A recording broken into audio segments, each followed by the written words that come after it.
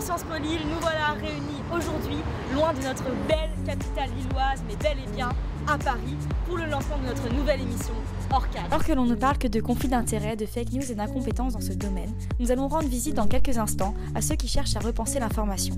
C'est pourquoi nous allons visiter ensemble les locaux de ce nouveau papier, frère de la revue 21 et 6 mois, l'Hebdo. En quelques chiffres, c'est donc 50 millions d'euros déboursés par Bernard Arnault pour s'offrir le Parisien. Les recettes publicitaires de la presse écrite représentent en moyenne 30% du chiffre d'affaires d'un organe de presse. Et surtout, seulement en 2017, 40% des Français affirment faire confiance à la presse écrite. Et qui de mieux que l'un des piliers de ce journal pour nous en parler aujourd'hui. Nous avons la chance d'interviewer Thierry Mandon, ex-secrétaire d'État sous François Hollande, qui a décidé d'abandonner la politique pour se lancer dans un secteur en crise, la presse papier. Déjà, monsieur Mandon, et puis merci de nous accorder cette interview pour Sciences Po Lille TV. Donc aujourd'hui, on va revenir sur votre projet. L'Hebdo, c'est quoi, rapidement, en quelques mots? L'Hebdo, c'est un journal papier, et exclusivement papier, sans version numérique. D'accord. Qui sortira le 12 janvier prochain. C'est un journal à la fois d'information, donc une sorte de news magazine, mais aussi de magazine. Pourquoi un journal sans publicité aujourd'hui? Qu'est-ce que ça apporte en plus? D'abord, le premier chose, c'est d'abord le papier. La presse a des difficultés aujourd'hui. L'analyse qu'on en fait, c'est qu'elle a en partie des difficultés, du fait de la difficulté qu'elle a à combiner le modèle papier et en même temps le modèle numérique.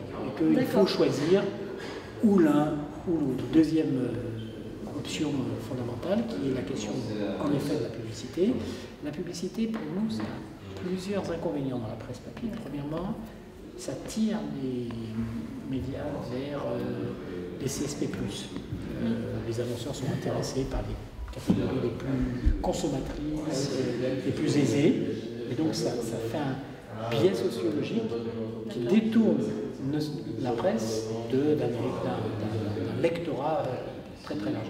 Deuxième raison, les valeurs du commerce sont probablement différentes du commerce effréné, de ce que quelqu'un qui prend un peu de recul pour lire cherche comme univers.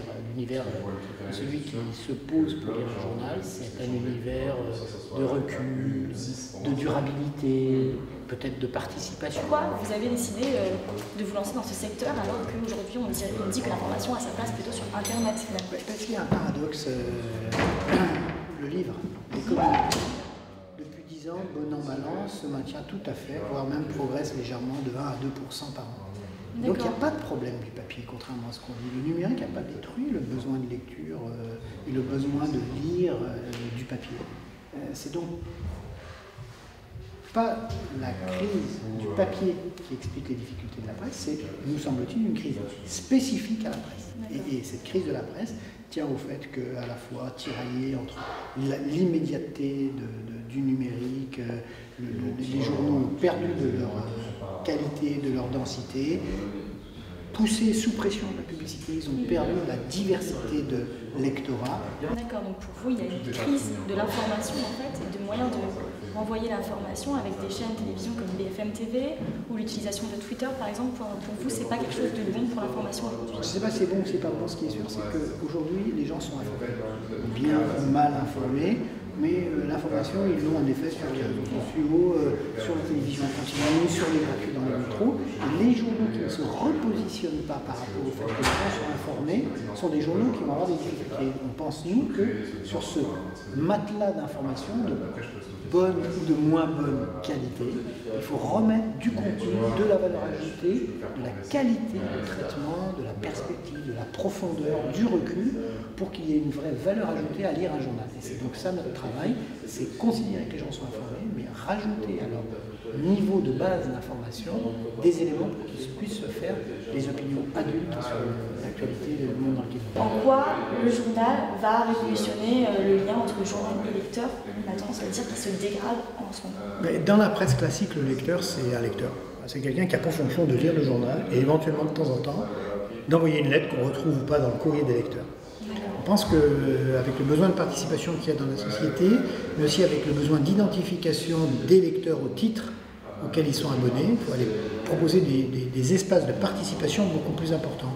Grâce à une plateforme numérique qu'on est en train d'inventer, absolument sans aucun précédent dans la presse, le lecteur pourra apporter des compétences sur les sujets que traitent les journalistes et irriguer les journalistes et la rédaction de leurs compétences ou de leurs connaissances, donner des exemples de portraits, d'initiatives dont on voudrait parler, organiser sur le terrain la promotion, l'animation, la vie intellectuelle autour du titre, recevoir des journalistes chez eux, bref, vraiment avoir un rapport très étroit avec la rédaction.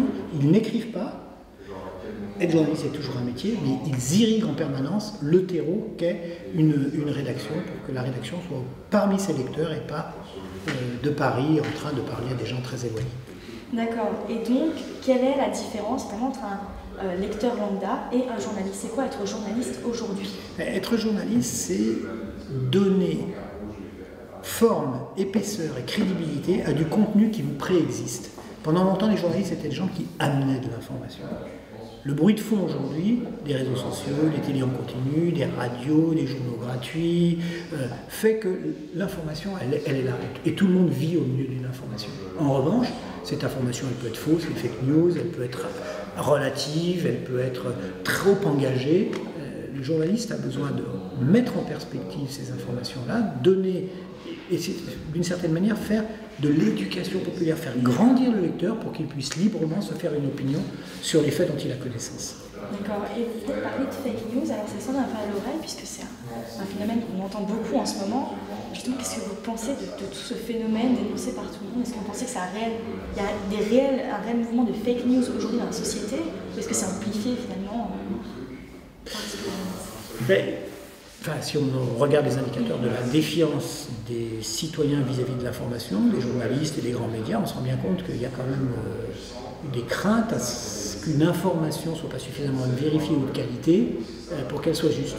Je ne peux pas en proportion dire si le phénomène est massif ou s'il est simplement marginal, mais il existe et il renvoie à la nécessité de journaux et de journalistes qui est pour exigence la qualité, le sérieux, le professionnalisme, et c'est un peu ce qu'on va essayer de faire dans notre journal.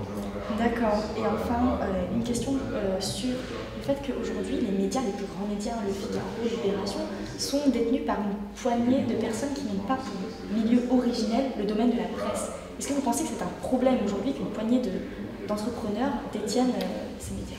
Je pense qu'on ne peut pas raisonner avec des critères entre guillemets capitalistes classiques avec des entreprises de presse. Une entreprise de presse, surtout dans les pays comme la France où quand même le lectorat est limité, pas aux États-Unis par exemple, c'est pas une entreprise qui est très rentable pour des capitaux.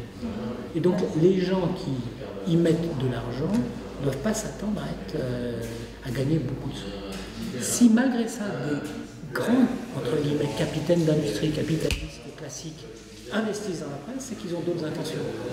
Et qu'en fait, ils cherchent du pouvoir sur l'information, sur les parties de l'information. Merci, M. Maman, pour ce temps que nous avons accordé.